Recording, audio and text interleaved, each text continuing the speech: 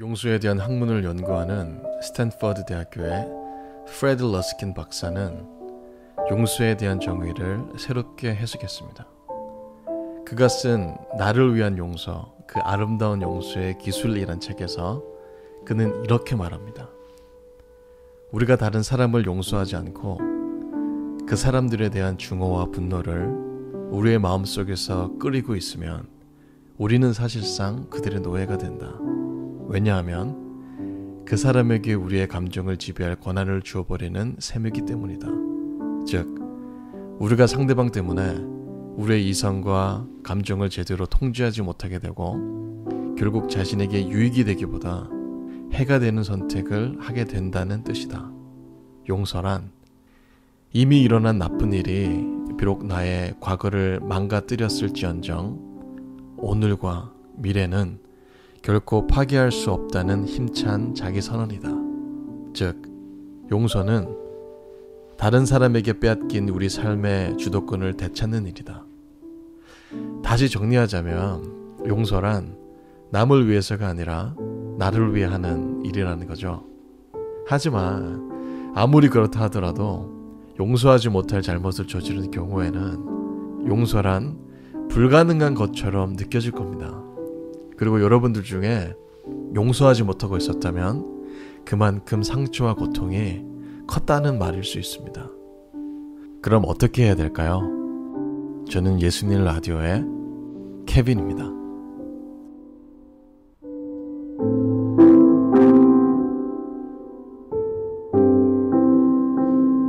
여호와는 나의 목자시네 내게 부족함이 없으리로다. 그가 나를 푸른 풀밭에 누이시며 쉴만한 물가로 인도하시는도다.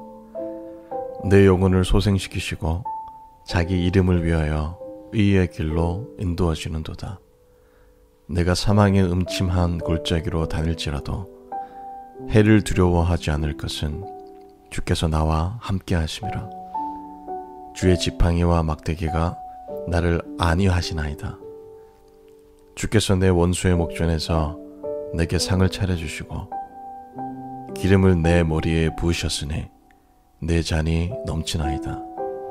내 평생의 선하심과 인자하심이 반드시 나를 따르리니 내가 여호와의 집에 영원히 살리로다. 시편 23편 1절에서 6절 말씀입니다. 사연이 도착했네요. 용서하고 싶지 않은 사람이 있어요. 이럴 땐 어떡하죠? 네, 누군가가 가족에게 극악무도한 잘못을 저질렀다면 같은 상황을 경험하지 못한 사람들은 감히 용서해야 한다고 말할 수 없을 겁니다.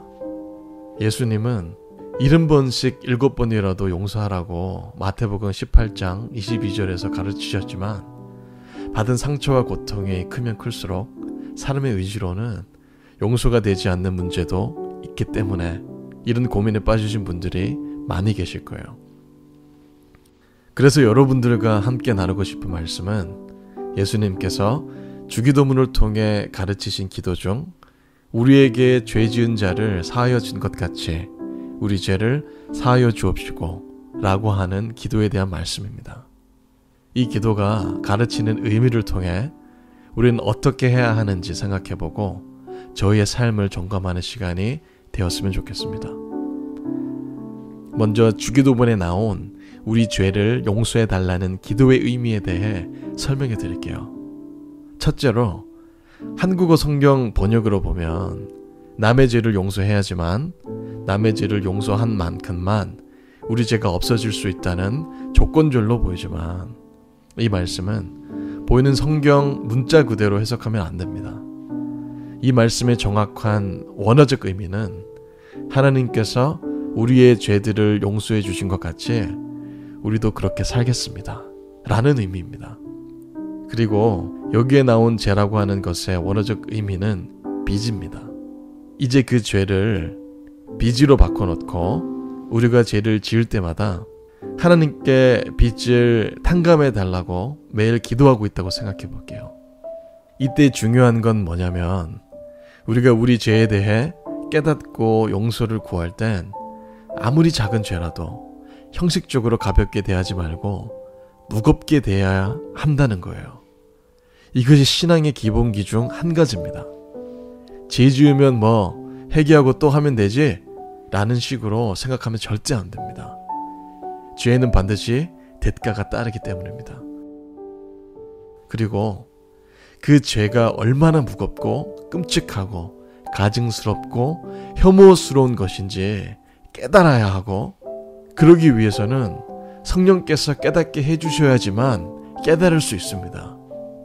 계속해서 같은 죄를 죄의식 없이 죄인지조차도 모르고 끊임없이 짓고 있다면 사실 그건 죄송하게도 그 죄에 대한 벌일 수 있습니다. 그리고 크리스천은 우리가 짓는 사소한 죄라도 절대 가볍게 여기면 안 됩니다. 가볍게 여긴다면 예수 그리스도의 십자가의 죽으심과 은혜도 가벼워지게 되는 것이기 때문입니다.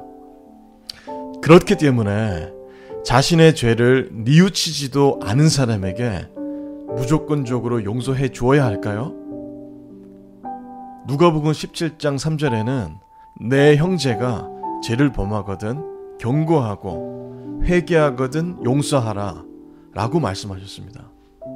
엄청난 죄를 저지른 어떤 사람이 죄를 뉘우치지도 않았는데 무조건적으로 용서해 준다면 더 심각한 문제들을 만들 수 있기 때문입니다. 그래서 교회에서도 권징이라는 것이 있습니다.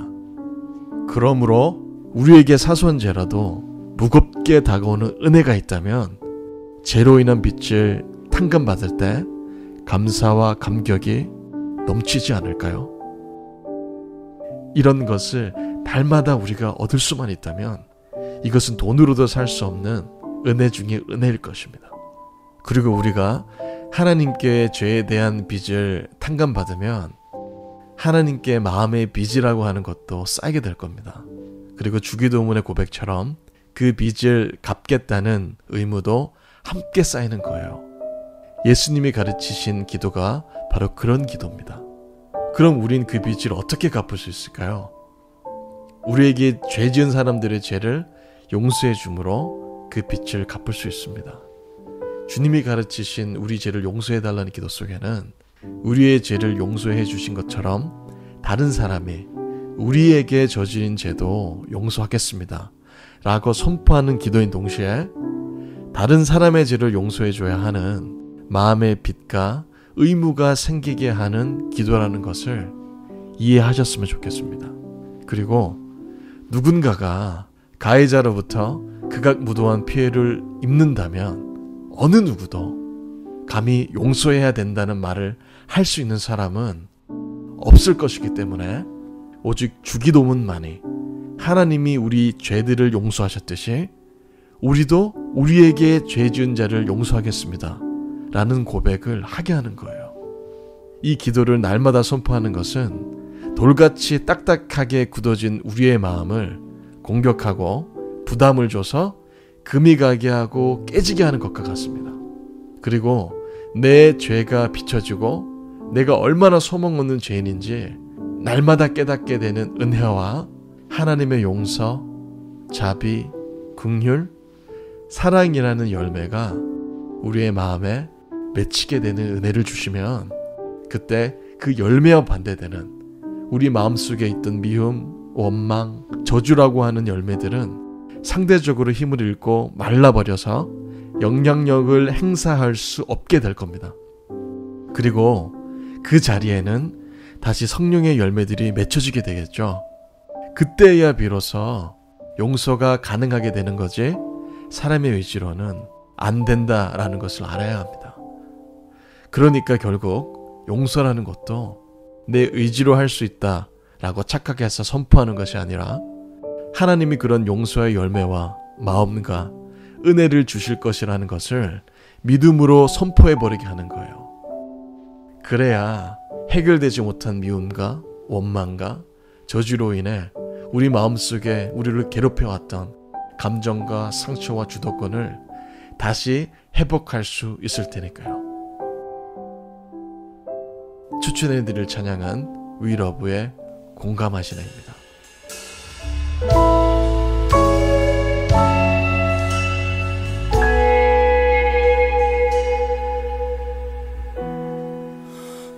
혼자서만 세상을 사는 듯이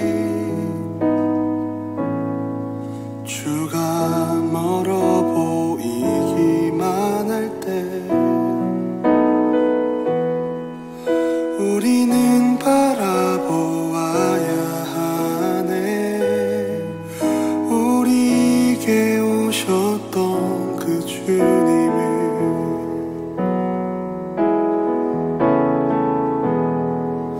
혼자서만 세상을 사는 듯이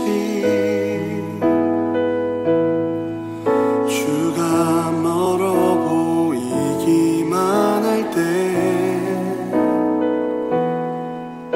우리는 바라보아야 하네. 우리에게 오셨던 그 주님을.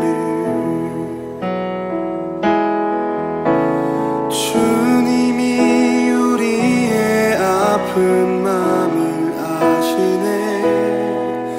가까이서 우리의 아픔에 공감하시네.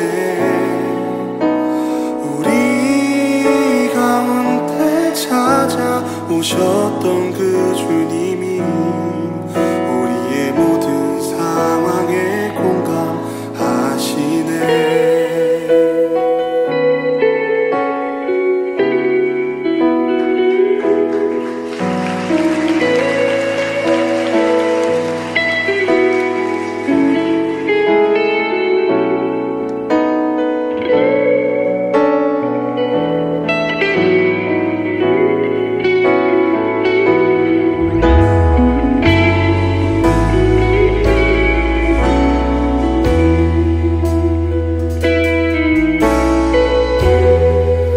혼자서만 세상을 사는 듯이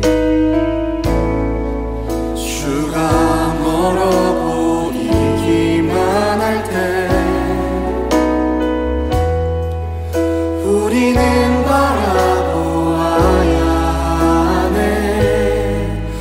우리에게 오셨던 그 주님을.